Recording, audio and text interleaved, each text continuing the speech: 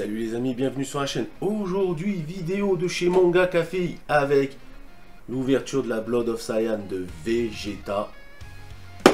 Elle a l'air incroyable. Ces trucs là en plus, cette armure là, on la voit pas beaucoup, mais si elle ressemble à ça, déjà ça, c'est masterclass. Donc encore une fois, merci à Manga Café pour nous proposer des figurines comme ça, de nous faire confiance à chaque fois. Encore une fois, je le dirai tout le temps, merci, merci, merci. Tout est dans la description, ne vous inquiétez pas. Et donc, on se fait ça tout de suite. C'est parti.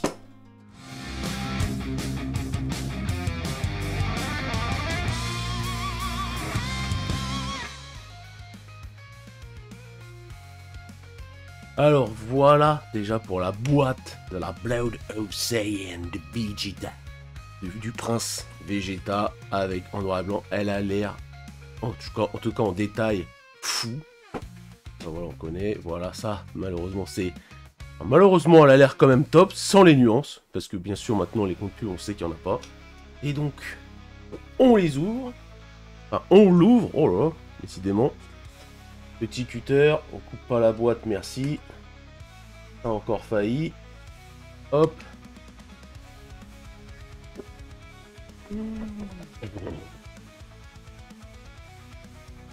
Voilà, ça, on coupe ici, voilà. Donc déjà, elle est en plusieurs parties. Le socle, tout rond. Franchement, il a l'air assez petit, proportionné peut-être à la figurine, on sait pas, on va voir. Donc, il y a 1, 2, 3 pièces avec le support. En tout cas, déjà, bon point quand même, parce que maintenant, on sait depuis longtemps que les socles noirs comme ça, ils veulent pas changer. Mais au moins, ils ont réduit la taille. Et ça, c'est bien. Donc, les jambes... Mais par contre, ils ont réduit la taille des Blood of Cyan, je trouve. Hein. Avant... Oh. Il a l'air vide. Il a l'air vide, mais bon, on s'en fout. Regardez ça, le prince Vegeta. Et le sculpte est vraiment pas mal. Le visage, en tout cas, est bien fait. Les proportions sont top. L'effet bleu, justement, des Blood of Cyan, comme je disais au début, j'étais pas fan. Il y en a beaucoup de Blood of Cyan que j'aime pas. Et là, sur le bleu, ça passe. Franchement, ça choque pas. Je trouve même que ça donne un bon petit effet, comme sur la Blood of Cyan de Gogeta 4. Que j'ai trouvé justement effet cuivré vraiment top. Et donc, faut toujours écarter un petit peu les jambes pour que ça rentre. Je vais faire rentrer. Peut-être que je me suis trompé de sens. Voilà. Le socle, vraiment, pour une fois, je dirais 10 sur 10. Hein, parce que maintenant, c'est toujours noir, comme je le dis. Proportionné à la figurine, ça prendra pas trop de place dans la vitrine, dans les meubles, et ça c'est cool. Donc, niveau sculpte, il est pas mal.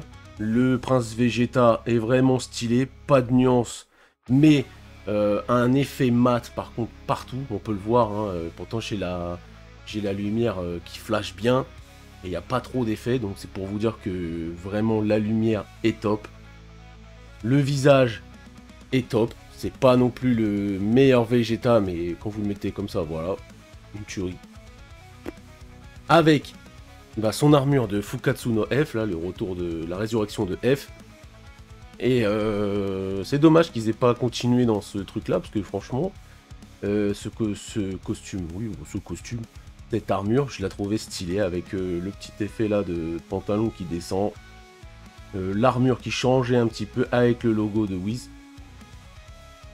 Pas mal, toujours les mêmes bottes par contre, les petits effets gris au lieu que ça soit bleu, moi je kiffais. Franchement, j'aimais bien ces habits là, j'aimais bien. Donc à part ça, il n'y a rien à dire, à part que toujours pas de nuance. Les points sont bien faits, les petits détails hein, sur les points. Pas de blessure, mais bon là je pense que c'est quand il se transforme pour la première fois devant Freezer, donc il n'y a pas vraiment de blessure parce qu'il le défonce en 2 secondes, lui il blague pas. J'aurais peut-être aimé qu'il le fasse un petit peu plus mammouth. Mais non, ouais, je sais pas. Non, ça passe en vrai, non, ça passe. Mais là, par contre, ils auraient pu faire un peu plus d'effets. Voilà, juste ne serait-ce qu'un minimum de nuance, hein, s'ils veulent... Parce que ça fait vraiment... Je dirais pas plastique, parce que vraiment, elle fait pas du tout plastique. Mais, je sais pas, c'est le seul point qui pourrait vraiment déranger. Mais c'est vraiment pour chipoter, hein, parce que vraiment, la figurine en elle-même, elle est pas mal. Franchement, elle est pas mal. Moi, j'aime beaucoup. Donc, voilà. Donc, voilà pour la petite Vegeta, la Blood of Saiyan du prince. Vraiment top, voilà, c'est sympa, franchement je l'aime bien. En plus, avec les, comme je disais, avec ces habits là, il n'y en a pas beaucoup. À part les XF qu'ils avaient fait, il me semble. Mais c'est bien qu'ils les aient remis, voilà, pour la collection, tout ça. Moi j'aime bien ces habits là, dommage qu'ils les aient pas gardés, comme je me répète. Mais donc voilà, par contre là, quand on zoome, j'ai l'impression que le visage il disparaît. Les détails sur le visage, on dirait un truc AliExpress, mais alors qu'en vrai, je vous assure qu'il y a du détail de fou. Là, c'est juste ma caméra qui fait ça. Mais ouais, proportion pas mal. Mat. Le bleu, pas trop flashy, justement, des Blood of Saiyan, c'est ça qui est bien. Après, sur le bleu, comme sur les Migaté, ça passe de fou. Je suis moins fan sur les Super Saiyan, à part... je sais pas, non, on la verra pas ici. J'ai la première Son Goku où il fait avec sa main comme ça, là. Première Blood of Saiyan, celle-là, pour moi, c'est une des plus belles Sangoku. Mais un jour on fera le top des plus belles figurines. Voilà. Donc voilà pour la Vegeta. Et encore une fois, merci à Mangaka Fig.